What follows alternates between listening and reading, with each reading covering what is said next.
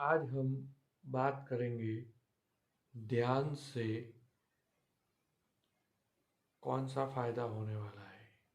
तो सबसे पहला एक है जो अभी चल रहा है, वो है एम्प्लॉयमेंट। एम्प्लॉयमेंट हर एक आदमी को नहीं मिल रहा है। एम्प्लॉयमेंट के लिए आपको कहीं ना कहीं जाना पड़ रहा है।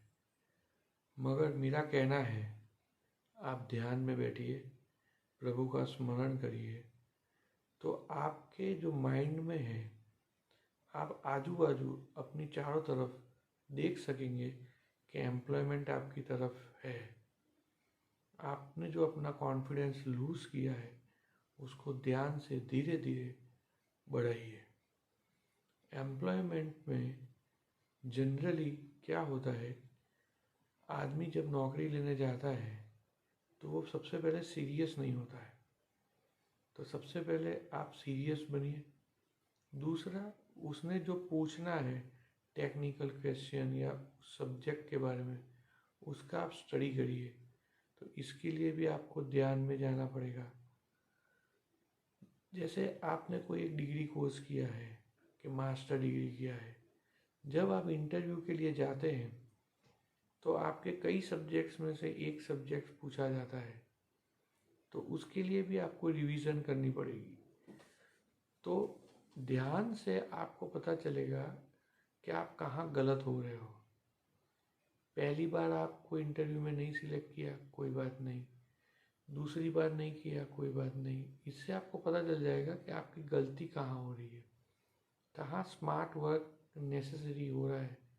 जैसे कोई कंपटीशन एग्ज़ाम दे रहा है, नेट की, स्लेट की, कि कोई दूसरा कंपटीशन जीपीएससी की, तो पहले ट्रायल में उसको पता ही नहीं चलता कि वो बाहर आ गया, फेल हो जाता है। और धीरे धीरे उसको पता चलेगा। मगर जो लड़के अभी से जो ध्यानपूर्वक देखते हैं, उनको पता है कि ये क्वेश्चन पूछे जाएंगे, 100 क्वेश्चंस 30 मिनट में या 60 मिनट्स में कंप्लीट करने ही हैं। उसके लिए क्या प्रैक्टिस की ज़रूरत है, क्यों करना है, कितना स्पीडी वर्क करना है, वो आपको ध्यान ही बता पाएगा। क्योंकि ध्यान में आप बैठोगे तो आप सोचोगे कि भैया ये एक थियरी का पेपर है 3 घंटे का कि 2 घंटे का, 60 मार्क्स का, 70 मार्क्स का कि 80 मार्क्स का। मुझको आता सब कुछ है, मगर मैंने प्रैक्टिस नहीं किया। एक सवाल 5 मिनट में सॉल्व करने का आप 15 मिनट ले लोगे तो आपका पेपर का ऊपर से नीचे हो जाएगा, सब गड़बड़ हो जाएगी। तो ये सब चीज़ें कौन सिखाएगा, बच्चों को कौन बताएगा? अब हर एक माँ बाप तो बच्चों को नहीं बता सकते। तो ये उनके अंदर ही एक है कि वो ध्यान करें, सोचे।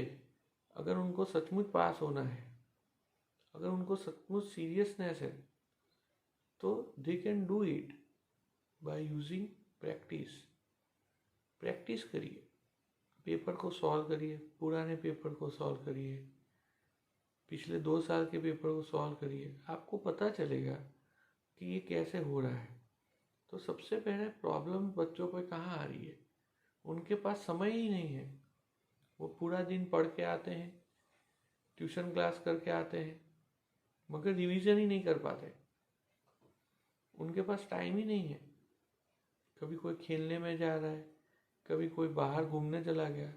उसको यही नहीं पता कि भाई ये तेरा कैरियर है। 10वीं का स्टूडेंट है, उसको ये नहीं पता चल रहा कि ये तेरा कैरियर है। 12वीं का स्टूडेंट है, उसको ये नहीं पता कि तुम्हारी इस इम्तिहान के बेस के ऊपर तुम्हें मार्क्स मिलेंगे और इससे तुम्हें कैरियर होगा। तुम बीएससी में जाओगे, कि इंजीनियर बनोगे, मेडिकल बनोगे।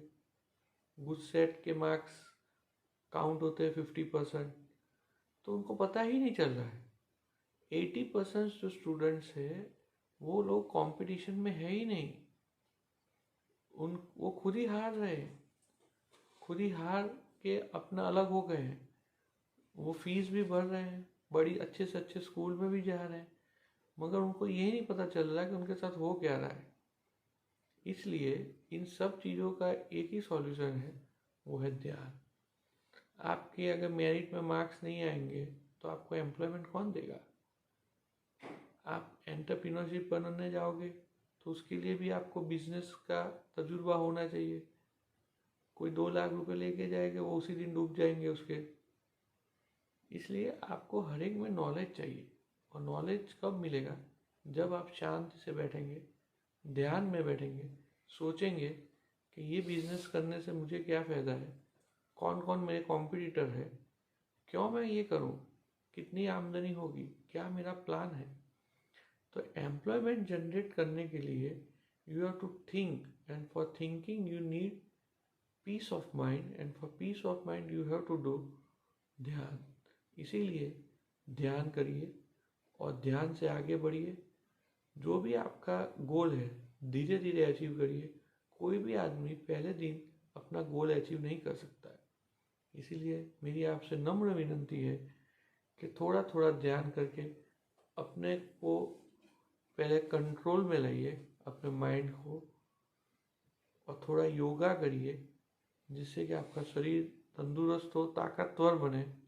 और फिर माइंड का उपयोग करिए जिससे कि आपको शक्ति मिले और आप अपने कार्य में सफल हो। ओम नमः शिवाय।